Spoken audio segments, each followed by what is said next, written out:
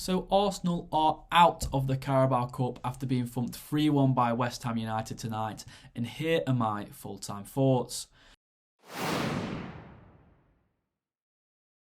It was a pretty somber night for Arsenal in East London, to be honest, as the Gunners never really seemed to get going. West Ham went 1-up through a Ben White own goal in the first half, and whilst it was a pretty unfortunate one to concede for Arsenal, it certainly was a deserved goal for the hosts.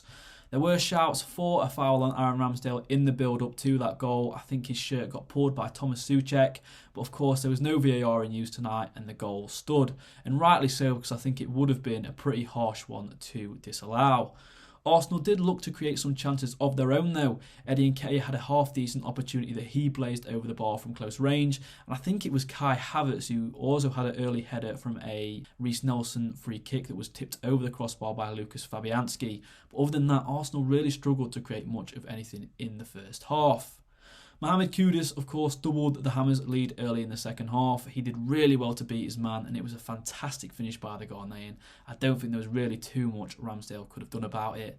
And then just 10 minutes later, Jared Bowen scored West Ham's third, and I have to say, I feel so sorry for Ramsdale of this one because the ball took such a big deflection before reaching him.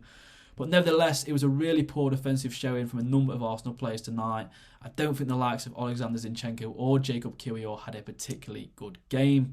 Arsenal, of course, made a number of changes throughout the match, which is obviously normal.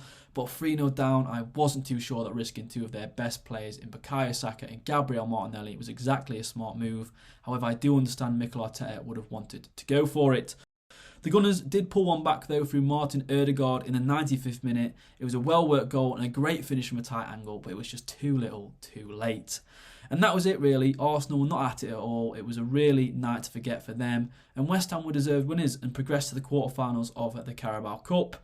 Of course, it's Newcastle away in the Premier League next for Arsenal, and this is one I always dread when the fixtures come out. Everything about Newcastle, the players, the style of play, the fans, the stadium, the atmosphere, it's just such a horrible place to go and try and get a result. Coming off the back of their own 3-0 win tonight against Manchester United, they're going to be full of confidence. Anyway, that's been it for my full-time thoughts. West Ham United 3, Arsenal 1. I do just want to add a quick apology as well for missing the last couple of games, as I have had other commitments to attend to, unfortunately. I will try to get a video out on Saturday, but again, I am working, so there's no guarantees. Anyway, thank you so much for watching, and as always, if you have enjoyed, feel free to like and subscribe.